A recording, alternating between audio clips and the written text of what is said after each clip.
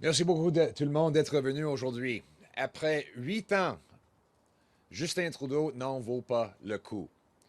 Il a doublé notre dette nationale et imprimé de l'argent pour payer le prix, causant la pire inflation depuis 40 ans et les augmentations dans les taux d'intérêt les plus rapides dans l'histoire monétaire de notre pays. Le travail n'est plus payant. Vous le gagnez, Trudeau en prend. Le coût de logement a doublé. Les premiers versements nécessaires pour une maison moyenne a doublé. Le loyer moyen a doublé. Les paiements hypothécaires ont doublé. Ça a causé une crise parmi la population. Il y a 2 millions de Canadiens qui ont dû visiter une banque alimentaire dans un seul mois. C'est de loin un record. Il y a un taux de sans-abri le plus élevé dans l'histoire de notre pays. Dans presque chaque ville, il y a maintenant des gens qui vivent dans les tentes, qui n'ont plus les maisons. Et c'est pas simplement... Maintenant, c'est les gens de la classe moyenne qui doivent vivre dans les tentes. On a des infirmières, des charpentiers qui vivent dans leur voiture après 8 ans de Justin Trudeau. Ça a causé aussi des crises sociales avec plus de 30 000 personnes qui sont mortes des opioïdes. Et le taux de criminalité violente a augmenté de 40 %. Il y a une augmentation de 100 % dans les crimes impliquant des fusils.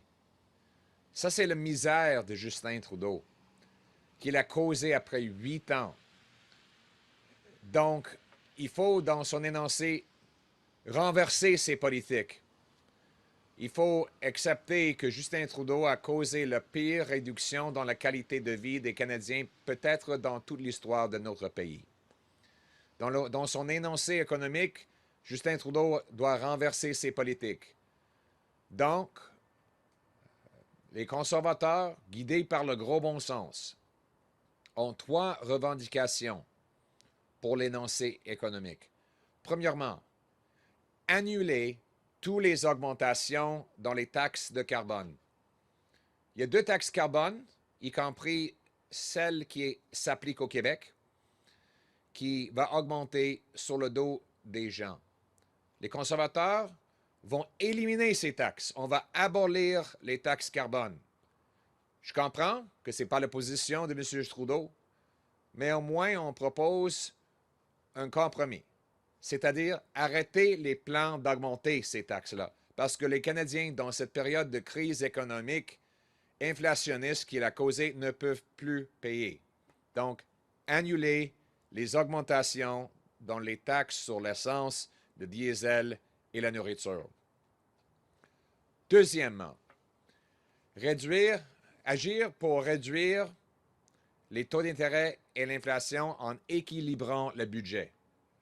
On sait que la Banque du Canada est responsable pour déterminer les taux d'intérêt, mais le gouverneur de la Banque du Canada a indiqué que les déficits de ce gouvernement forcent une augmentation de l'inflation, ce qui augmente les taux d'intérêt. En équilibrant le budget, le gouvernement peut permettre à la Banque du Canada de réduire l'inflation et les taux d'intérêt. Et 3, il faut bâtir des maisons et non pas la bureaucratie. Après 8 ans de Justin Trudeau, les paiements hypothécaires ont augmenté de 150 %. C'est parce que tous les programmes de logement dont il y a 90 milliards de dollars dépensés sont en train de bâtir la bureaucratie. On n'a pas besoin de davantage de fonctionnaires. On a besoin des maisons dans lesquelles les gens peuvent vivre.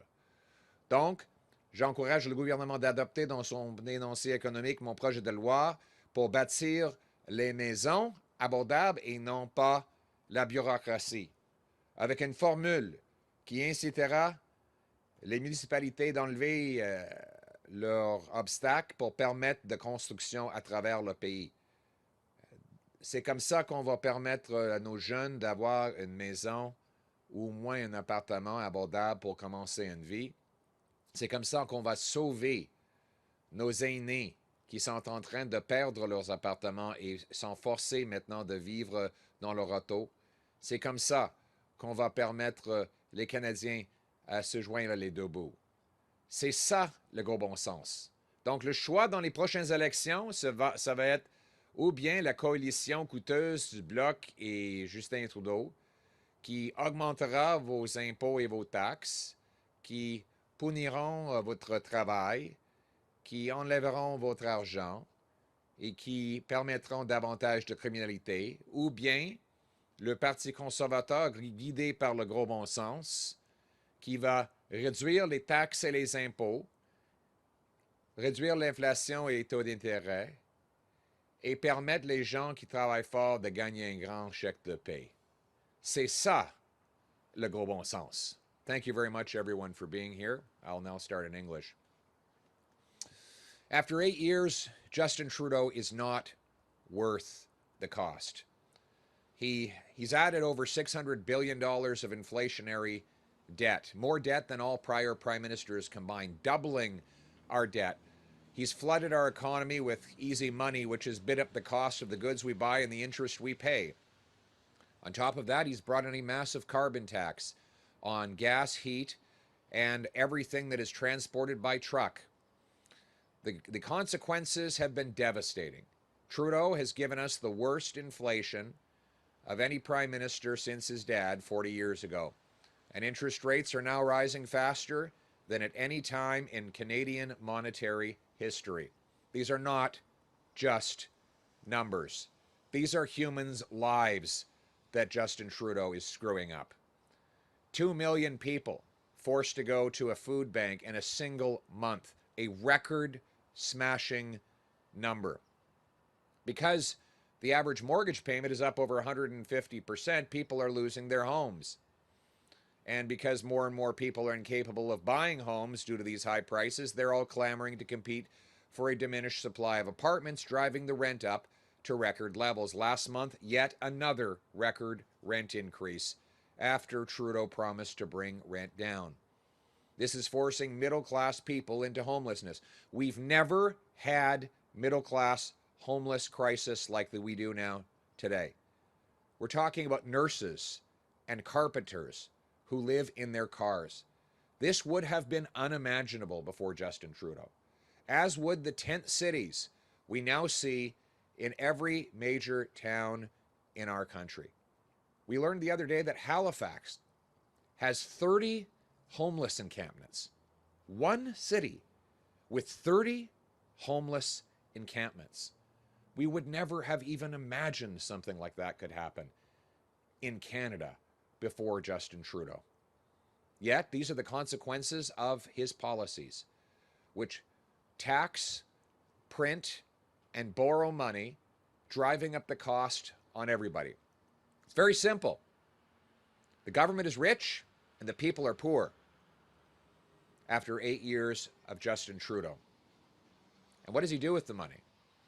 He spent $54 million on an ArriveCan app we didn't need, didn't work, and could have been designed in a weekend by a couple of IT experts. It's now under criminal investigation. He blew $1 billion on a so-called green fund, whose bureaucrats now admit it's more like the sponsorship scandal. The chair of the fund gave her own company $200,000 in grants. That too is under investigation.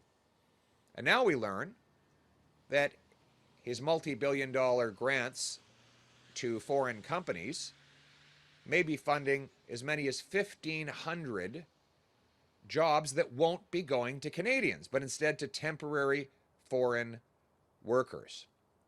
The Poilievre government will make sure that every time the government supports jobs in Canada, it will be exclusively for Canadians. Now, the fall economic update is coming. Justin Trudeau must reverse the inflationary policies that have driven people out of their homes, driven interest rates up, and caused mass despair and misery. So our specific demands are as follows. 1, we're calling on Trudeau to cancel his planned quadrupling of the carbon tax. You heard that right. Trudeau plans to quadruple the carbon tax. I will axe the tax, but in the meantime, until such time as we can have a carbon tax election that I will win, I propose a compromise. No more hikes. Don't quadruple the tax, Mr. Trudeau. People can't afford it. 2, bring down interest rates and inflation by balancing the budget. A year ago, Mr. Trudeau had promised a balanced budget by the year 2028. 6 months later, he announced he was breaking that promise. And all the extra spending that he piled on in the subsequent period has caused inflation to start rising again, forcing the Bank of Canada to keep interest rates high. We have $900 billion of mortgages set to renew into these higher rates over the next 3 years. We have an emergency on our hands to bring rates down before those mortgages renew. So I'm calling on Justin Trudeau to balance the budget so that we can bring down inflation and interest rates. Finally, my third demand is for the government to adopt my plan to build homes, not bureaucracy. Justin Trudeau has a gigantic photo op fund where he sends his minister on a traveling circus, giving out grants to local politicians in exchange for them giving him credit for housing that was already going to be built. The evidence is that this fund is not building any new homes because housing starts are actually down since the program came into place. What's happening is the money is going to build more bureaucracy. We don't need more bureaucracy.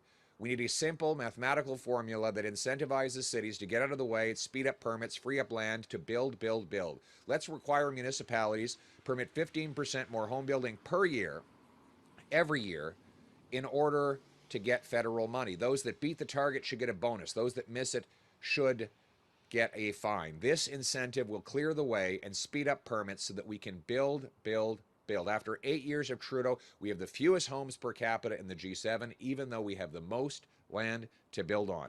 Let's get building now so that our youth, our working class, and our newcomers can put roof overhead. This is common sense. The common sense of the common people united for our common home. Your home, my home, our home. Let's bring it home. Thank you. We'll now have time for questions from the floor. Fakir from the Canadian Press.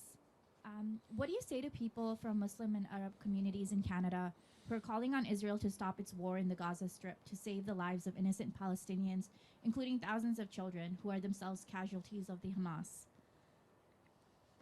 I think the end of your question was the most important part. Hamas is once again savaging the Palestinian people, attacking innocent civilians in Gaza. Hamas broke the ceasefire with its unprovoked attack on October 7th, and Hamas has made it clear that it will not accept a ceasefire, that it will go on seeking genocide against the people of Israel while oppressing the people of Gaza. We must defeat the Hamas terrorists, and we must stand up against the terrorist sponsors in Tehran. Let's be clear here. The tyrants of Tehran are behind this war. They're the ones that coordinated it. They're the ones that paid for it. What we need to do here in Canada is ban the terrorist group, the IRGC, which has 700 agents operating in Canada who can legally raise money, recruit, and terrorize Persian and Jewish Canadians. I've called on Trudeau to ban the IRGC, and so far he refuses, allowing these terrorists to operate, these IRGC, Iranian-backed terrorists, to operate with impunity on our soil, putting our people at risk. A common-sense conservative government will ban the IRGC. Thank you. Next question. Oh, thanks. Good afternoon. Chris Corota with CTV. The Liberals have accused the Conservatives of obstruction and have now looked to the NDP to get the bill passed quicker. Do the Conservatives not support the proposed efforts to crack down on anti-competitive practices and offer a GST break on rentals? Can you explain why or why not? Justin Trudeau can pass any bill he wants. He's got a majority in his coalition with the NDP. So it's a complete distraction. Trudeau is trying to distract from all that he's broken. He's doubled the rent, given us the worst food price inflation in 40 years, and now he wants to quadruple the carbon tax. Quadruple the carbon tax at a time like this.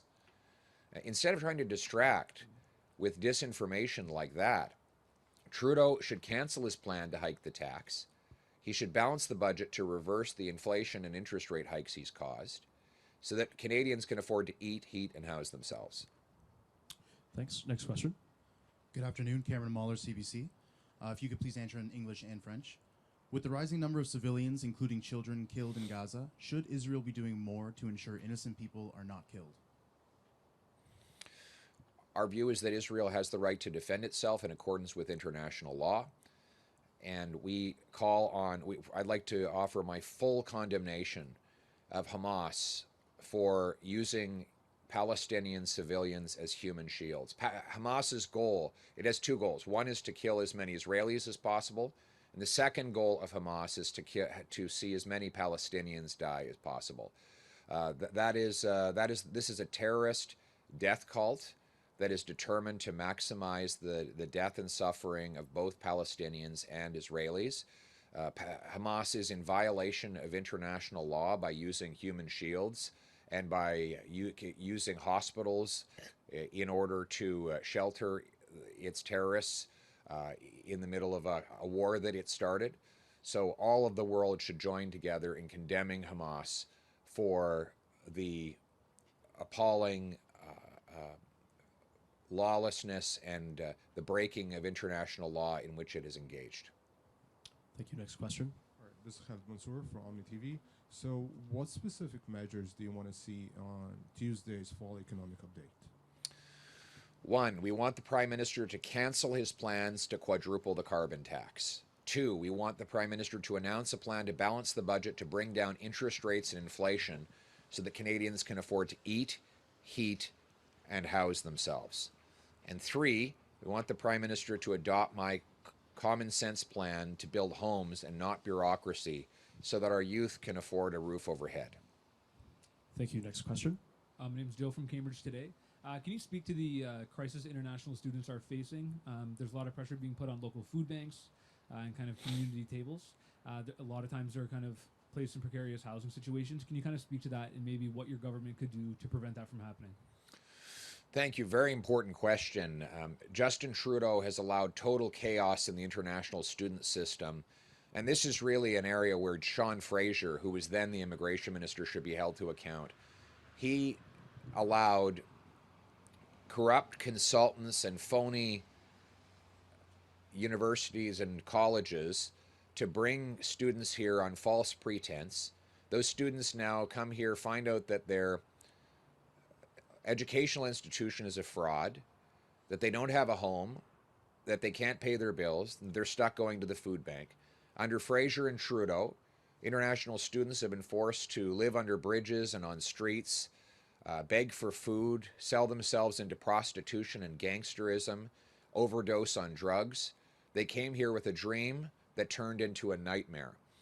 My common sense plan would verify that every student who comes here has A, a real admission letter from a real educational institution, B, a home that they can identify with an address before they arrive, and C, a way to pay their bills. That is either proof that they have enough savings to get them through their time here or a job that will provide them with adequate wages. That will ensure that the students who arrive can eat, heat, and house themselves, that they're actually coming to study and get a real education, and then we can make their visit here a success and in many cases hopefully allow them to stay here and become Canadians. Thank you. This will be the final question. Bonjour, Hugo Lévesque de Radio-Canada. Qu'est-ce que ça vous dit du gouvernement que la Cour donne raison aux fabricants de plastique, l'Alberta et la Saskatchewan? J'ai pas entendu la question clairement. Excuse.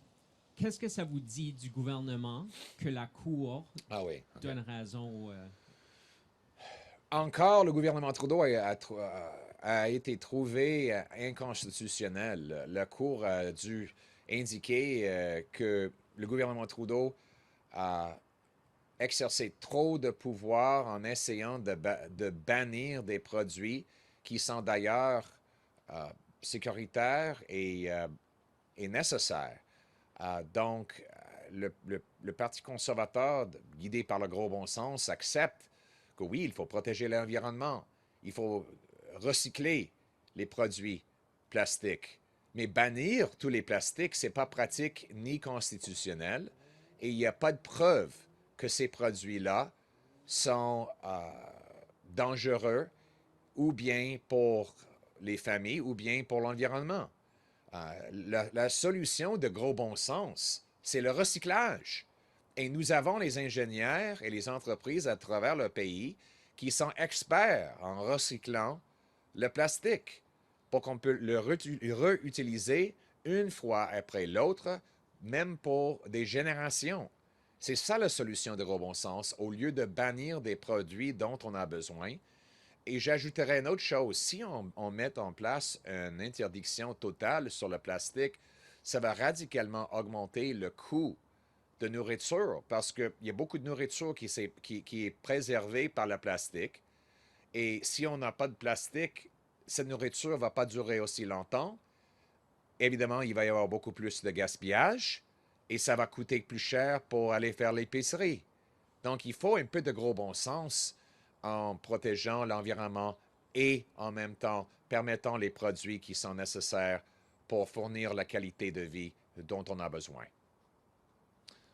Do you want that in English as well? The one in plastic? Might as well. All right. Once again, Justin Trudeau has been found to have broken the Constitution with his unscientific plastics ban. He has failed to provide any evidence that this ban would have any benefit for the environment or the health of Canadians. Trying to ban all plastics might sound good as a headline, but how are we going to preserve our food? You don't want to have any plastic packaging. Well, what if the food then goes bad 3 or 4 days faster? How much more food is going to go into the garbage can? That costs money. And that money will be paid by yet higher food prices, which are already rising faster than any time in 40 years. As the court pointed out, none of this is backed up by any science or evidence. The answer, the common sense solution, is more recycling. We can recycle plastics. We have the best engineers in the world. Recycling the plastic means those molecules can be used over and over again without causing waste and while protecting the health of our people and the safety of our environment. That is a common sense solution that doesn't violate the Constitution and will allow for affordable, healthy living for Canadians. Thank you very much.